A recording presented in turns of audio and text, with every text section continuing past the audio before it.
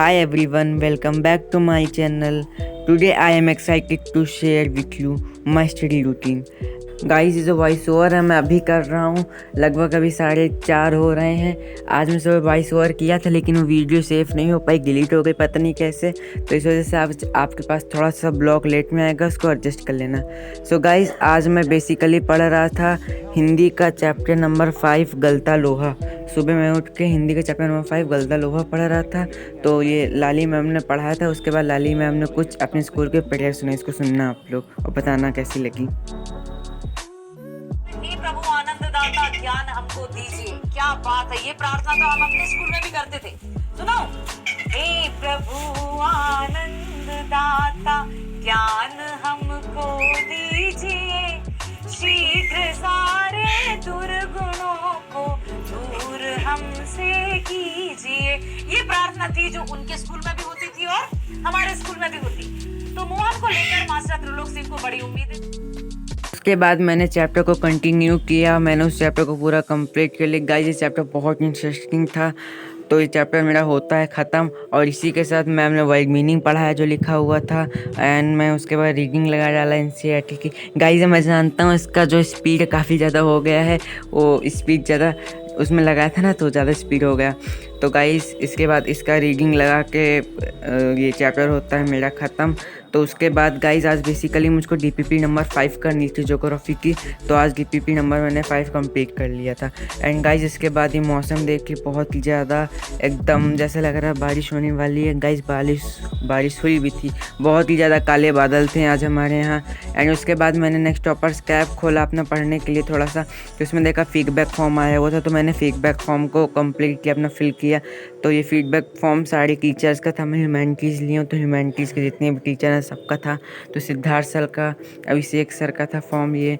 उसके बाद था आयुषी मैम का, आयुषी मैम के बाद था लाली मैम का, लाली मैम के बाद था मंगोलिया मैम, सानिध्य सर का था। उसके बाद उसके बाद किसका था, कुलदीप सर का था। उसके बाद सुबीर भैया का था। गाइस ये बेसिकली ये फॉर्म ऐसा था कि टीचर्स कैसा पढ़ाते हैं, उनकी डीपीपी कैसी है, आप लोग कैसा समझ में आ रहा है, फीडबैक दीजिए। तो मैं इसको फॉर्म फिल कर दिया। उसके बाद मैं डीपीपी लेके बैठ गया। एंड डीपीपी करने से पहले मैंने सोचा एक बार चैप्टर का रिवीजन लगा लूँ तो ज़्यादा सही होगा। तो मैं अपनी एनसीईआरटी बुक खोल लिया, उसके बाद रिवीजन लगाने लगा। तो पूरा मैंने चैप्टर नंबर 2 का रिवीजन लगा डाला। तो बहुत बड़ा चैप्टर था ये गाइस, तो उसको पढ़ने में को लगभग रिवीजन करने में पौन घंटा लगा था। उसको लिख के अच्छे से रिवीजन किया मैं आप समझ के, तो काफ़ी मज़ा आ रहा था। एंड डीपीपी में गाइस पता है लॉन्ग क्वेश्चन दिए हुए थे सर ने और एमसीक्यू दिए हुए थे।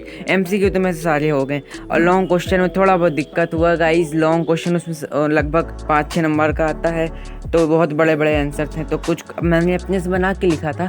एंड जैसे कि उसमें का लगभग 6-6 पॉइंट था, 4-4 पॉइंट था, तो कुछ मैंने उनका फिर पढ़ा था, फिर उसको देख के अपने वर्ड में बना के लिखा। तो गाइस अब मैं डीपीपी सॉल्व कर रहा हूँ, आप लोग देखिए।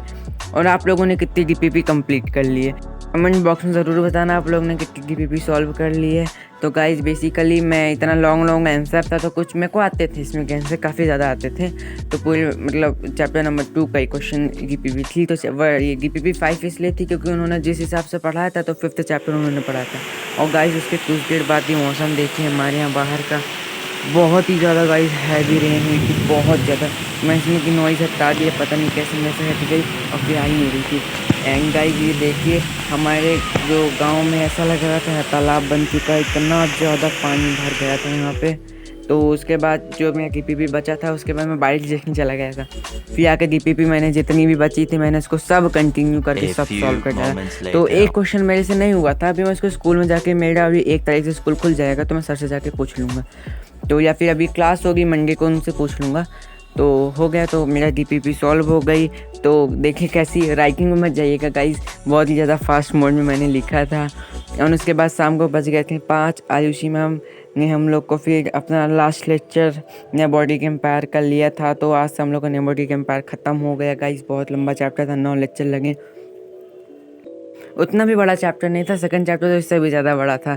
तो उसके बाद मैं क्लास स्टार्ट हो गई, मैं रिवीजन करना भूल गया था, तो मैं क्लास को पॉज कर दिया जब तक मैम पढ़ा रही थी, मतलब इंट्रोडक्शन दे रही थी। उसके बाद मैंने पूरा उसको रिवीजन कर लिया। फिर उसके बाद मैंने जामुन खाए, और जामुन खाने के बाद मैं क्लास कंटिन्यू किया अपनी।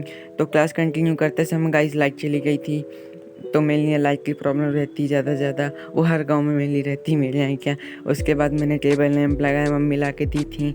टेबल लैंप लगा के अपनी पढ़ाई कंटिन्यू की। उसके बाद आके थोड़ा सा दूसरे रूम में पढ़ाई की, क्योंकि वहाँ अंधेला दिख रहा था। तो पढ़ाई करने के बाद मैंने क्या किया, NCERT की रीडिंग लगाया। तो गाइस जैसे कि आप लोग का क्वेश्चन आप लोगों ने पूछा था कि DPP दिखाओ, आप कितने एज के हो। तो गाइस मेरी एज 14 ईयर्स है, और आप लोगों ने कहा था 10th को या 9th को मोटिवेशन दो। तो गाइस मैं मोटिवेशन क्या दूँ, अभी आपको वो नेक्स्ट ब्लॉग में देखने को मिलेगा। और ये देखिए, उसके बाद मैं क्लास ख़त्म होती है मेरी, और ये देखिए मुझको पता नहीं क्या था, मैं ऐसे वीडियो रिकॉर्ड कर रहा था। मैं कहा ना दूसरे रूम में जाके मैंने फिर आगे अपनी पढ़ाई कंटिन्यू की थी, क्लास कंटिन्यू की थी। तो दूसरे रूम में आके मैंने क्लास कंटिन्यू की। उसके बाद मैंने NCERT रीडिंग लगाई। तो गाइस चैप्टर होता है यहाँ पे ख़त्म। एंड मैंने एक चीज़ और किया था गाइस, एक चीज़ दिखाना भूल गया, मैंने पॉलिटिकल साइंस के आर्टिकल्स पढ़े थे। तो पॉलिटिकल साइंस के आर्टिकल पढ़े थे, और क्योंकि आर्टिकल पढ़ना ज़रूरी होता, नहीं तो आर्टिकल इतना ज़्यादा रहता भूल जाता है फिर। और इसी के साथ हमारा ब्लॉग होता है ख़त्म, और कमेंट बॉक्स में ज़रूर बताइएगा कैसा लगा। तब तक के लिए सायोनारा।